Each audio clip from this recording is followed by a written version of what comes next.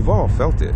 The siren song of just one more edit, whispering promises of flawless victory. That illusion of control, a fragile fortress built from pixels and unmet expectations. We cling to it, believing perfection is the key, not the gilded cage it becomes. But what happens when you finally yank yourself from that endless feedback loop? What's the brutal, unseen price of daring to release something unfinished, imperfect, raw? It's the death of a comfortable delusion, the lie that, next time, will be different. It's surrendering the identity forged in endless striving, the self-proclaimed artisan of meticulousness. You lose the excuse for inaction, the shield against genuine critique. The cost is the profound realization that good enough might have been enough all along. It's the haunting echo of all the projects abandoned, the dreams suffocated by self-imposed standards. The terrifying freedom of the empty canvas, no longer haunted by ghost images of what could be. It's the agony of releasing your work, knowing full well its flaws are laid bare for all to see. The visceral punch of true vulnerability, the kind that rips your gut open.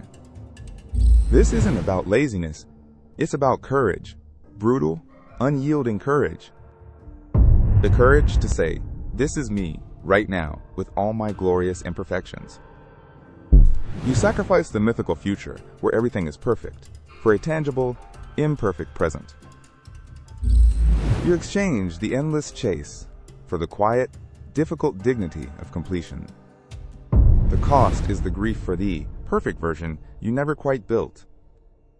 A phantom limb, constantly aching for something that never truly existed. But then, something shifts. A tiny, defiant spark ignites.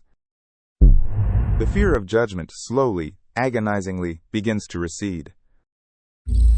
Because you discover the world doesn't end when you show your work, warts and all. The true cost is the pain of letting go, of disconnecting from the illusionary safety.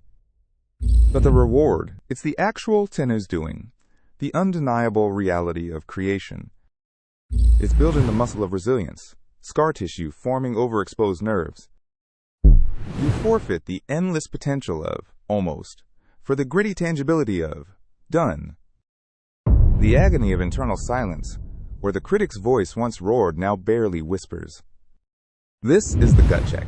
Are you a perfectionist or someone afraid to fail publicly? To stop seeking perfection is to shed a heavy self-imposed armor. It's to admit the perfect project might never arrive, or worse, never matter. You trade the comfort of endless iteration for the discomfort of decisive action. The cost is the ego's wound, the raw feeling of not good enough exposed. But it's also the liberation from that same tyrannical ego, the raw, terrifying silence after the internal critic has been silenced. You stare into the void, no longer afraid of what isn't there. The cost is the letting go of control, the ultimate illusion. To stop seeking perfection is to finally, truly begin. It is to accept that the messy, glorious act of creating is enough. That the journey, with all its beautiful mistakes, is the destination. And the deepest cost? It's the grief for all the years wasted, chained to an impossible ideal.